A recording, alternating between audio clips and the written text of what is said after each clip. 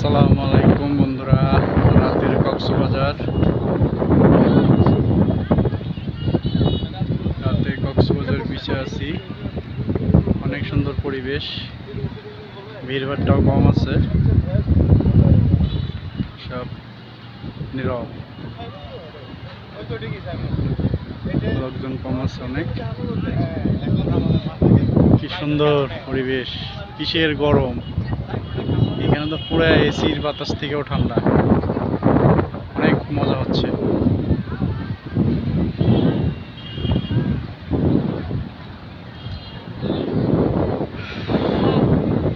Official কাজে আসছি, 3 দিন থাকবো কক্সবাজার।